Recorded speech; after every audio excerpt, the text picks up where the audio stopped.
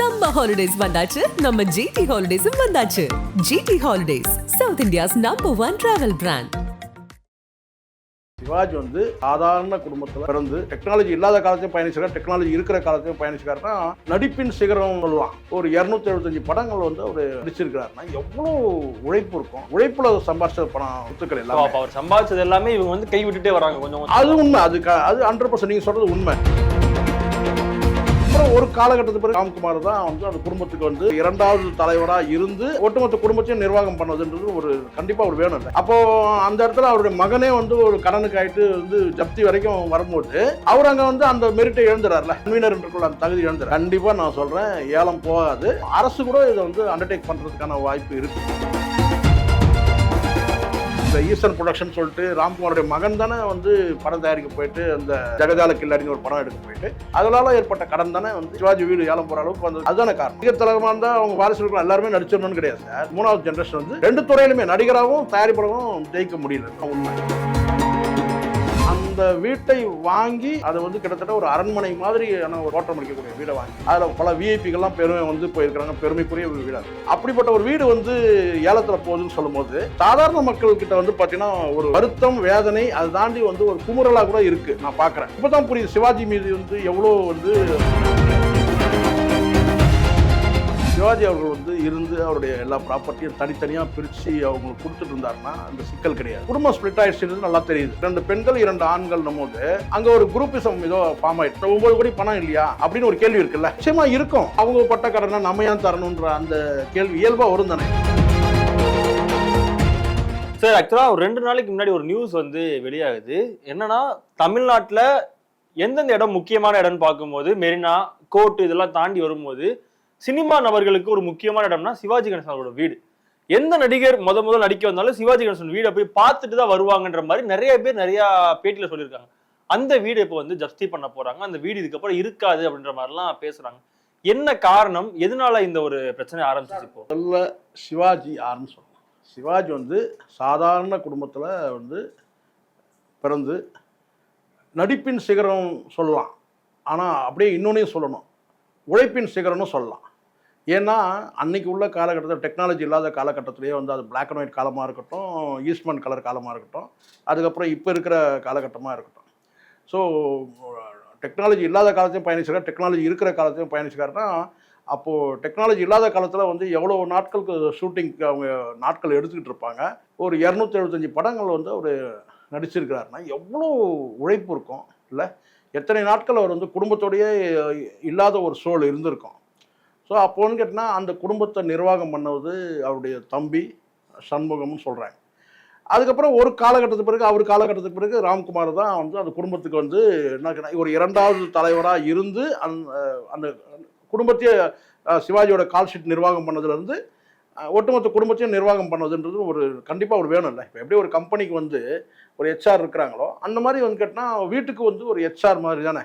எல்லாரும் வந்து சிவாஜியோட கால்ஷீட் பார்த்துக்கணும், வீட்டோட நிர்வாகம் பார்த்துக்கணும், எத்தனை பேர் ஊழியர் இருக்காங்களோ அவங்களுக்கு சம்பளம் கொடுக்கணும், எவ்வளோ பேர் கட்சியினர் வராங்க, அரசியல் கட்சியை சார்ந்தவங்க விஐபிகள் வராங்க, அவங்களுக்கு வந்து விருந்து உபசரிக்கணும், எவ்வளோ வேலைகள் இருக்குல்ல. ஒரு சாதாரண ஒரு ஐக்கான் கிடையாது, உலகமே வியக்கக்கூடிய ஒரு ஐக்கான்.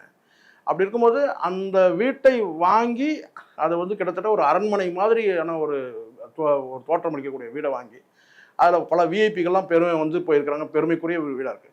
அப்படிப்பட்ட ஒரு வீடு வந்து ஏலத்தில் போகுதுன்னு சொல்லும் போது சாதாரண மக்கள்கிட்ட வந்து பார்த்தீங்கன்னா ஒரு வருத்தம், வேதனை, அதை தாண்டி வந்து ஒரு குமுறலாக கூட இருக்குது. நான் பார்க்குறேன், ஏன் இப்படி ஒரு நிலைமை. ஏன் இப்போ தான் புரியுது சிவாஜி மீது வந்து எவ்வளோ வந்து மக்கள் வந்து பற்றும் பாசமாக வச்சிருக்கிறாங்க, மரியாதை வச்சிருக்கிறாங்க. சிவாஜியோட பெருமை எப்போ தெரியுதுன்னா ஒவ்வொரு காலகட்டத்தில் அவர் இறக்கும் போது நமக்கு தெரிஞ்சது, இருக்கும்போதே எல்லாருக்கும் தெரியும். அவர் இறக்கும் போது அது வந்து வெளிப்பட்டது. இப்போ வந்து பார்த்தீங்கன்னா அந்த வீடு இப்போ ஏலம் போகுதுன்னு கேட்டால் எல்லாருக்குமே என்னன்னு கேட்டால் அவங்க சொந்த வீடு ஏதோ ஏலம் போகிற மாதிரி, ஐயோ இதை எப்படியாவது காப்பாற்றிடுவாங்களா அப்படின்ற அந்த ஏக்கம் இருக்கிறத நம்ம பார்க்குறோம். பலரும் கூட வந்து பேசும்போது கேட்குறாங்க, சார் எப்படியாவது காப்பாற்றிடுவாங்களா சார். கண்டிப்பாக நான் சொல்கிறேன், ஏலம் போகாது. ஏலம் போகாத அளவுக்கு அவங்க குடும்பத்தில் இருக்கவங்க யாராவது ஒருத்தர் அதை அண்டர்டேக் பண்ணுவாங்க. அப்படி இல்லைன்னா வேற வந்து சினிமா துறையை சார்ந்தவங்க வேற யாராவது ஹெல்ப் பண்ணி கூட அண்டர்டேக் பண்ண முடியும். அப்படியே இல்லைனாலும் அரசு கூட இதை வந்து அண்டர்டேக் பண்றதுக்கான வாய்ப்பு இருக்கு. இதுக்கு முன்னாடி சிவாஜின்ற ஒரு பெரிய நடிகர், ஒரு மாபெரும் நடிகர், அவங்க குடும்பத்துல இருந்து வரவங்க அடுத்தடுத்து சினிமால நிறைய தோல்விகளை சந்திச்சுட்டு வராங்க. ஒரு பெரிய நடிகருக்கு இப்படி ஒரு நிலைமையான்ற மாதிரி என்னன்னா, நான் கரெக்டான நல்ல கேள்வி இது. என்னன்னா, சினிமா நடிகரா வந்து ஜெயிச்சது வந்து பார்த்தீங்கன்னா பிரபு ஜெயிச்சிட்டார். அதில் நம்ம எதுவும் சொல்ல முடியாது. 100 படங்களுக்கு மேலே நடிச்சிருக்காரு. அதுக்கப்புறம் அவர் வந்து ஃபீல்டில் நிற்க முடியல இன்னைக்கு உள்ள காலகட்டத்தில். பட் அவர் பீரியடில் வந்தவங்க எல்லாருமே நிற்க முடியல தானே. இப்போ நீங்கள் வந்து ரஜினி, கமல் எடுத்துக்க முடியாது. மற்ற நடிகர் நீங்கள் எடுத்துங்க. சத்யராஜ்லாம் வந்து இப்போ வந்து அப்பா கேரக்டர் தான் நடிக்கிறாரு. ஸோ வந்து ஒரு குணச்சித்த கேரக்டர் ஆர்டிஸ்டாக ஆகிட்டாங்கன்னு வச்சுங்களேன். அந்த மாதிரி வந்து இப்போ பிரபு கூட நடிக்கிறாரு. ஃபீல்டு விட்டு போயிடல. பட் கதாநாயகன்ற அந்த ஃபீல்டுக்கு வந்து கிட்டத்தட்ட ஒரு 100 படம் நடிச்சிருக்காருன்னா ஒரு நடிகராக அவர் ஜெயிச்சிட்டாரு தான். அதில் வந்து நம்ம சொல்ல முடியாது. பட் தேர்ட் ஜென்ரேஷன் வந்து ஜெயிக்கலை. இப்போ ஒரு நடிகராக இவர் வந்து ஜெயிச்சிட்டாரு. செகண்ட் ஜென்ரேஷனில் வந்து ராம்குமார் வந்து பட தயாரிப்பாளர், அறுவடை நாள் இந்த மாதிரி படம்லாம் தயாரிச்சிருக்கிறாரு. பட் ஒரு பெரிய ப்ரொடியூசராக வந்து ஜெயிக்க முடியல யாரால, ராம்குமாரால். அது சொல்லி தான் ஆகணும். சிவாஜி ப்ரொடக்ஷன் ஒரு பெரிய ஒரு பிராண்ட் இருக்கலாம். பட் அதில் வந்து பெரிய அளவில் சினிமா தயாரித்து சம்பாரிச்சாங்களா அப்படின்னு கேட்டால் நிச்சயமாக கிடையாது. சினிமா நடிகராக சம்பாரிச்சது தான் வந்து பணமே தவிர சிவாஜி ப்ரொடக்ஷன் மூலமாக பெரிய வந்து இவங்க லாபம் எதுவும் ஈட்டவே இல்லை. அதை வந்து பிரபுவும் வந்து பார்த்தீங்கன்னா அதே சிவாஜி ப்ரொடக்ஷன் வந்து மன்னன் படம் எடுத்ததுலாம் உங்களுக்கு தெரியும். ரஜினி கூட ஒரு ஒரு பொருளாதார சிக்கல் இருந்தபோது அவர் வந்து தீர்த்து வச்சார். மன்னன் படத்தில் வந்து நடித்தார் அப்படி கூட சொல்லுவாங்க. ஸோ இங்கே வந்து என்னென்னா, சினிமாவில் வந்து ஒரு ஜென்ரேஷன் ஜெயிச்சிடுச்சு. வந்து ப்ரொடக்ஷனில் வந்து பார்த்தீங்கன்னா வந்து இன்னொரு ஜென்ரேஷன் தோற்று போயிடுச்சு. இப்போ இந்த 3வது ஜென்ரேஷன் வந்து பார்த்தீங்கன்னா சினிமாவிலையும் ஜெயிக்கலை, ப்ரொடக்ஷன்லையும் ஜெயிக்கலை. நீங்கள் விக்ரம் பிரபு எடுத்துக்கிட்டிங்கன்னா வந்து போகல. ஆனால் விக்ரம் பிரபுக்கு வந்து நடிக்க வரல. இதான உண்மை. இப்போ நடிகர் தலைவமாக இருந்தால் அவங்க வாரிசுகள் எல்லாருமே நடிச்சிடணும்னு கிடையாது சார். நடிக்க வரல, நம்ம பார்த்துக்கணும். ட்ரை பண்ணுறாரு, நடிக்கிறதுக்கு ஏதோ முயற்சி பண்ணுறாரு. ஆனால் அவங்க வந்து அதுக்கான வந்து நடிப்பை காட்டுற அளவுக்கு வந்து ஒரு ஆக்ஷன் ஹீரோவா இல்லை ஒரு என்னவா நடிக்கிறாருன்றது தெரியல. ஒரு சாதாரணமாக இருக்குன்னா அதுக்கான படங்களும் தொடர்ச்சியாக அவருக்கு நிறையவும் வரல. நம்ம பார்த்தோம். ஏன்னா ஒரு படம் வந்து வெற்றிகரமாக ஓடினா தான் சார் யாராக இருந்தாலும் அடுத்த படம் கமிட் ஆவாங்க, இல்லைன்னா விட்டுருவாங்க. அவ்வளோதான். எல்லாருக்கும் நடக்கிறது தான் இது. ஸோ நடிகராக வந்து 3வது ஜென்ரேஷன் வந்து 2 துறையிலுமே நடிகராகவும் தயாரிப்பாளரும் ஜெயிக்க முடியலன்றது தான் உண்மை. அதோட தொடர்ச்சி தானே சார் இப்போ வந்து இந்த ஈஸ்டர்ன் ப்ரொடக்ஷன் சொல்லிட்டு ராம்குமாரோடைய மகன் தானே வந்து படம் தயாரிக்க போயிட்டு அந்த ஜெகஜால கில்லாடின்னு ஒரு படம் எடுக்க போயிட்டு அதில் வந்து இவங்களால வந்து அந்த படத்தை வந்து முழுமையாக முடிக்க முடியல. அதனால ஏற்பட்ட கடன் தானே வந்து இப்போ இந்த அளவுக்கு சிவாஜி வீடு ஏலம் போகிற அளவுக்கு வந்தது காரணம். அதுதானே காரணம். ஜெயிக்க முடியல, தயாரிப்பாளராக ஜெயிக்க முடியல. ஸோ அப்படி இருக்கும்போது சார் ஒரு இதுக்கு வந்து பிரபு சைட்ல இருந்து எந்த ஒரு இதுவுமே சொல்லவே கிடையாது. ஏன்னா அப்பாவோட வீடு வந்து போக போகுது, அது வந்து அவருக்கு முக்கிய பங்களிப்பு இருக்கு அந்த வீட்டில் வந்துட்டு. ஸோ அப்படி இருக்கும்போது ஏன் இது ஃபேமிலிக்குள்ள யாருமே இதை பத்தி எதுவுமே பேசல? இது சில காலமாகவே அவங்க குடும்பத்தில் சில சர்ச்சைகள் போகுது சார். சிவாஜி அவர்கள் வந்து இருந்து அவருடைய எல்லா ப்ராப்பர்ட்டியும் தனித்தனியாக பிரித்து அவங்களுக்கு கொடுத்துட்டு இருந்தாருன்னா அந்த சிக்கல் கிடையாது. சிவாஜி அவர்களோட காலத்திலேயே அது நடக்கலை. அதுக்கு பிறகு அங்கே கன்வீனர் வந்து யாரும் அங்கே இல்லை. அவங்க அந்த அம்மாவும் இறந்துடுறாங்க, அவங்க துணைவியாரும் ஒரு வருஷமும் ஏதோ கேப்பில் தான் அவங்களும் இறந்துடுறாங்க. 1 வருஷம் 2 வருஷம் இறந்துடுறாங்க. ஸோ அதுக்கப்புறம் கேட்டால் அங்கே கன்வீனர் யாரும் வந்தால் ஒருங்கிணைச்சி வந்து அங்கே வந்து செயல்படக்கூடிய யாரும் இல்லை. சில காலம் பிரபுவும் இவங்களும் வந்து அங்கே குடும்பம் ஸ்ப்ளிட் ஆகிடுச்சுன்றது நல்லா தெரியுது.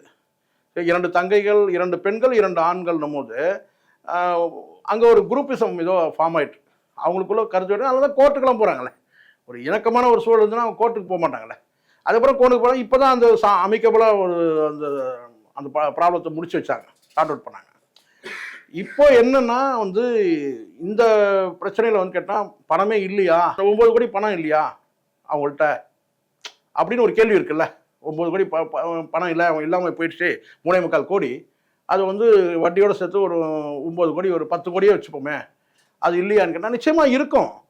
பட் அசட்டாக வச்சுருக்கலாம், ஒரு வேலை கேஷாக இல்லாமல் ஒரு ப்ராப்பர்ட்டியாக வச்சுருக்கலாம். அந்த ப்ராப்பர்ட்டியை விற்று இதை காப்பாற்றுற மாதிரி இருக்கணும் அப்படின்னாலும் ஒரு கேள்வி வரும்ல. அவன் படம் தயாரித்ததுக்கு நாம ஏன் கொடுக்கணும்? ஏன்னா இப்போது சிவாஜி அவர்கள் இருந்த வரைக்கும் ஒரு மொத்தமாக வந்து ஒரு கூட்டு குடும்பமாக இருந்தாங்க. இப்போ ஒரு வீட்டில் இருக்கிறாங்க, அவ்வளோதான். கூட்டு குடும்பமாக இல்லை, ஒரு வீட்டுக்குள்ளே அவங்கவுங்க தனித்தனியாக இருக்கிறாங்க. சிவாஜி அவர்கள் இருந்தபோது எல்லாரும் ஜாயின்ட் ஃபேமிலியாக ஒரே வீட்டில் எல்லாருமே இருந்தாங்க. இப்போ வந்து கேட்டால் அந்த வீட்டுக்குள்ளே தனித்தனியாக அவங்கவுங்க வந்து இருக்கலாம்.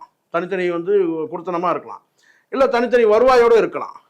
அப்போ ஏன் அவங்க பட்ட கடனை நம்ம ஏன் தரணுன்ற அந்த கேள்வி இயல்பாக வரும் தானே. எல்லா மனிதர்களுக்கும் எல்லா உறவுகளுக்குள்ளே வரும். பாசம்ன்றதெல்லாம் தனி, பணத்துக்கு முன்னாடி பாசமாவது கிசமாவது அப்போ வந்து வரும்ல. அப்பாவுடைய வீடு வருத்தம் கண்டிப்பா இருக்கும். நிச்சயமா ராம்குமாருக்கோ வந்து இவருக்கு பிரபுக்கோ சிவாஜி அவர்கள் இறந்தப்போ அங்க இருந்தா வருத்தம் இல்லாமலாம் இருக்கா சார்? கண்டிப்பா வருத்தம் வேதனை வந்து எல்லாருக்குமே இருக்கும். சாதாரண மக்களுக்கு இருக்கிற மாதிரி எல்லாருக்குமே இருக்கும். ஆனால் அதை தாண்டி கடந்து என்ன செய்ய முடியும்? அங்க ஒரு விஷயம் தடுக்கும்ல. எப்படியும் ஏலம் போறதுக்கு விட மாட்டாங்க. அது தடுத்து நிறுத்தப்படும் வச்சுங்களேன். பட் அங்க என்னன்னு கேட்டா அந்த அந்த சொல்யூஷன் எட்டுறதுக்கு அங்க ஒரு கன்வீனர் வேணும்ல. அந்த கன்வீனர் இடத்துல வந்து பாத்தீங்கன்னா வந்து ராம்குமார் எப்படி வர முடியும்? ஏன்னா ராம்குமாருடைய மகன் தான் இந்த பிரச்சனைக்கே வந்து ஆயிடுச்சு. அப்போ அந்த இடத்துல அந்த என்ன சொல்றது அந்த மெரிட்டை இருக்கிறாருல, வீட்டுக்கு தலைவர் அவர் தான், ராம்குமார் தான் தலைவர் வீட்டுக்கு.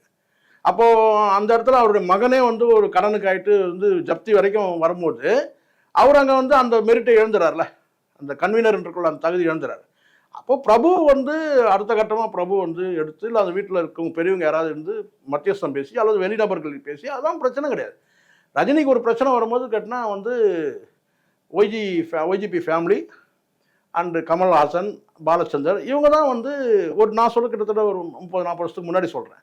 அப்போ ஒரு பிரச்சனை வரும்போது அப்போ வந்து யார் தலையிட்டு தீர்த்தாங்கன்னு கேட்டிங்கன்னா ஒய்ஜிபி ஃபேமிலி அண்டு வந்து கமல், பாலச்சந்தர் இவங்க தான் தீர்த்தாங்க. அதே மாதிரி சிவாஜியோட குடும்பத்துக்கு வேண்டப்பட்டவங்க யார் இருக்கிறாங்க? அது ரஜினியா இருக்கலாம், இல்ல வேற யாருமே எதுவுமே இன்ன வரைக்கும் யாரும் இல்லை. இப்போ பிரச்சனை வந்து இப்போதானே சார் வெடிச்சு வெளியே வந்திருக்கு. உள்ளுக்குள்ளேயே நடந்துட்டு இருக்கு சார், உள்ளுக்குள்ளேயே நடந்துருக்கு. இப்போதான் பிரச்சனை வெடிச்சு வெளியே வரும்போது தானே அடுத்த கட்டம் இவங்க இது பண்ணாங்க. கண்டிப்பா ஏலம் போறதுக்கு விட மாட்டாங்கன்றது நான் நினைக்கிறேன், நான் நம்புறேன். ஏன்னா அந்த வீடே 150 கோடின்னு சொல்றாங்க. அது எவ்வளோ மிஞ்சி மிஞ்சி போனால் ஒரு 10%ன்னு வச்சுக்கோங்களேன், சரிங்களா? ஒரு 10 கோடி பிரச்சனை இருக்குது. 10லேருந்து 9 கோடி தான் சொல்கிறாங்க. 10% கூட கம்மி தான். 150 கோடின்றாங்க. அட 200 கோடி கூட இருக்கட்டுமே. அப்போ அதை வந்து கேட்டிங்கன்னா அதில் ஒரு என்ன ஒன்று 10ல் ஒரு பாகம்னு கேட்டினா ஒரு குறிப்பிட்ட ஒருத்தருடைய பாகத்தை ஒன்றா இழக்கிற மாதிரி வரும். இப்போ ஈசனுடைய ப்ரொடக்ஷனுங்கிறது யார் ஓனருன்னா துஷ்யந்த் தான். அதுக்கப்புறம் வந்து கேட்டினா வந்து ராம்குமார் அந்த ஃபேமிலி மட்டும்தான்.